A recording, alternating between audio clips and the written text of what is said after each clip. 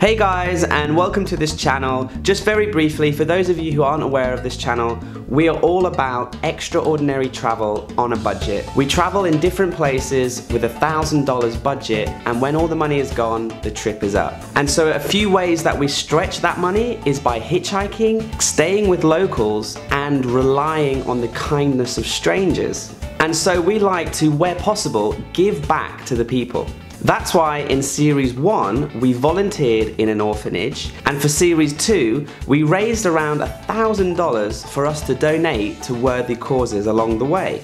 But, as Lina is about to explain, we didn't just want to volunteer again, as this can cause more harm than good in some cases. So please listen up, and let's start this conversation about why voluntourism is not always the best option for responsible travel.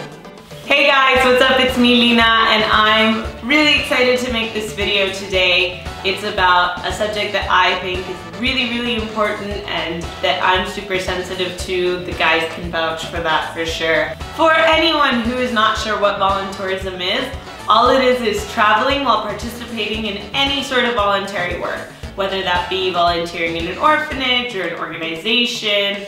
Anything you're volunteering in while you're traveling is volunteerism. As I've traveled, I realized that travelers aren't really aware of it actually, at all. It's a conversation that we're not having and that we need to have. It's really important to be promoting responsible travel. When I was younger, up until I was about 18, I wanted to save the world. I imagined myself living abroad. I imagined myself building wells or working with orphans and all of the cliche things that you see everywhere. And it wasn't until I started university and I got into a program for international development, because obviously if I was going to save the world and do all those things, I had to study international development, right? So I got into this program, I was super excited, and about a month in, reality just smacked me in the face like a ton of bricks. I realized that everything that I thought was wrong, that everything was a lot more complicated than I thought it was, and that I was just an idiot. I want to share with you what I have learned about voluntourism and why I'm making this video. So let's fast forward past my 3.5 years of crying in university and move on to the Budgeteers. I was meant to do season 1 with the guys and I couldn't make it because of stuff I had going on here in Hanoi.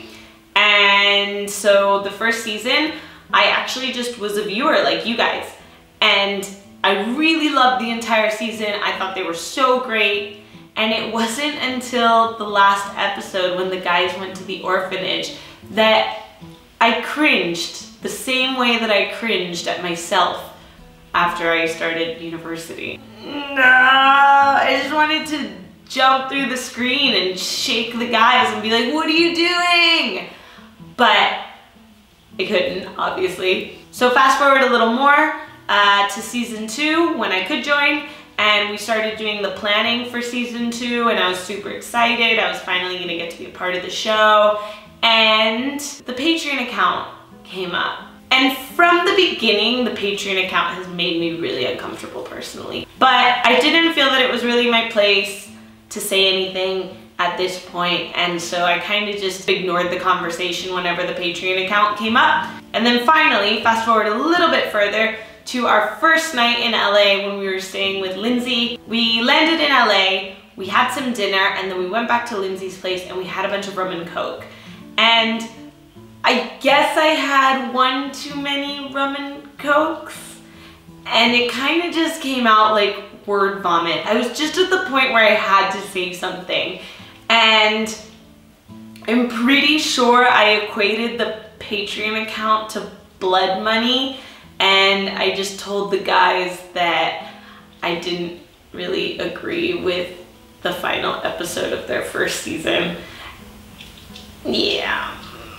It was messy. Lucky for me, Lindsay completely understood where I was coming from and she agreed with me, and the four of us were just able to have a really open conversation, and the guys listened to what we had to say, and we realized that we had a lot of responsibility with this topic now. And so I know I'm really lucky that the guys agreed with me that this video should be made and that this is a conversation we need to have, even if it's a little bit uncomfortable. So before I get started and I explain to you what my problem with voluntourism is, I just want to give you all 4 disclaimers. It's a lot of disclaimers. Disclaimer number 1, I realize that anyone who wants to go and volunteer, whether it be abroad or not abroad, it all comes from a heart of gold, a good place, golden intentions, and people mean well. I mean, I wanted to save the world, so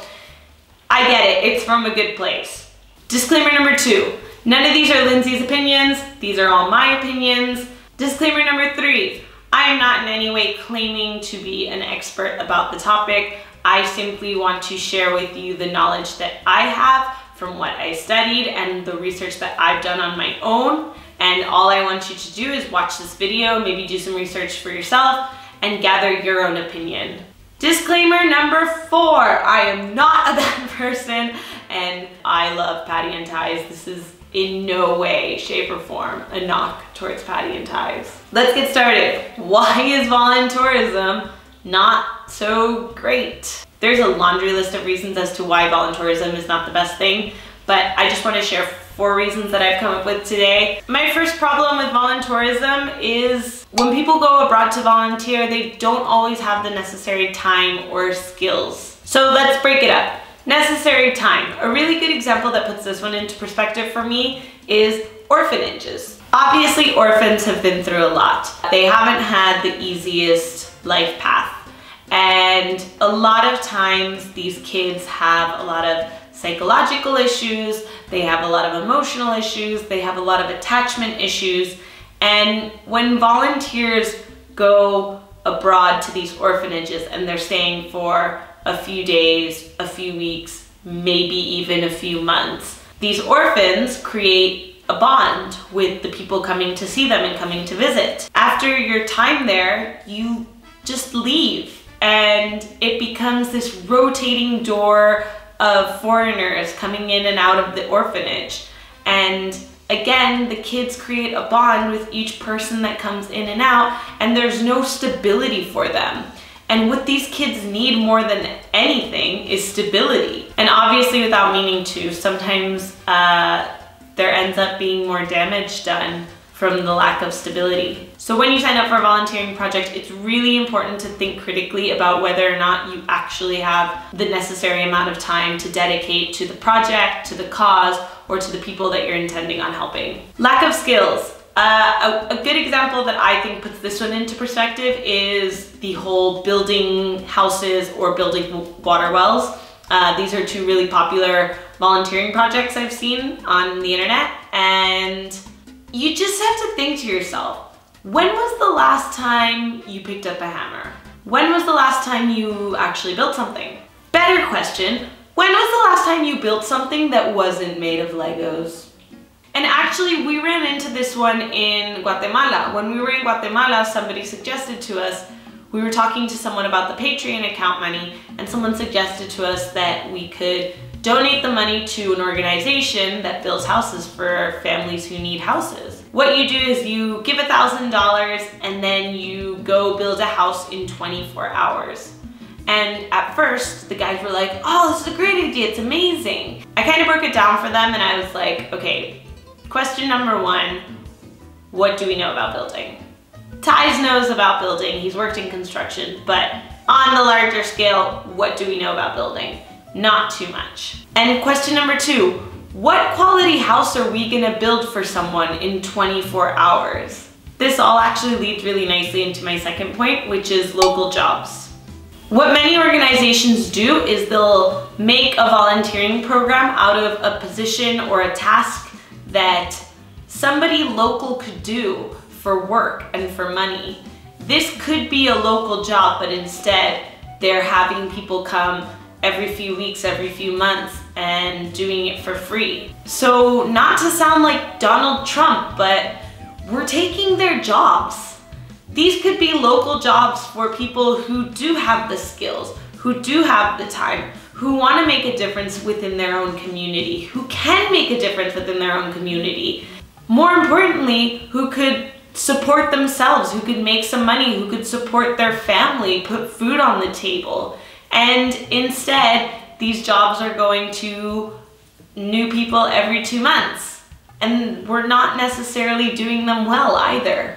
My next point is that voluntourism can oftentimes make people and communities dependent on foreigners.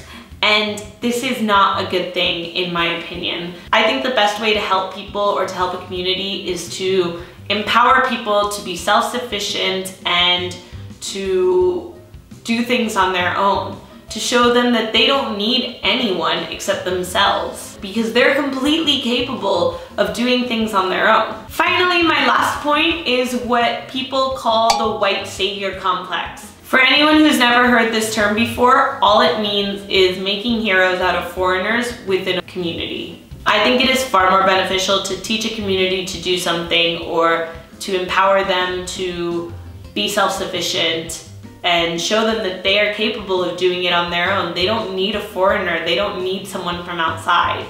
They can help themselves and help their own communities. So this is why I don't think voluntourism isn't really the best option. And as part of this travel channel, I think it's really important for not only me, but also the guides to promote responsible travel. And again, this is just a conversation that I feel we as travelers need to have and we're not having. Do some research and let me know what you think about voluntourism. You definitely don't have to agree with me.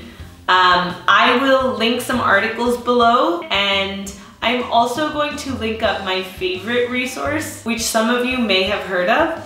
It's called Barbie Savior, and it's actually an Instagram account that documents Barbie and her life in the country of Africa. And it kind of just takes the piss out of people doing voluntourism work, but also people just living abroad. It's a super funny resource, and actually ties Patty and I, we really loved reading all of Barbie Savior's posts.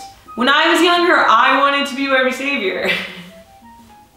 Like I said, let me know what you think. And thank you so much for listening to me ramble on about this topic for this long. And I love you guys, and I don't hate Patty and ties, and I actually love them more than you do.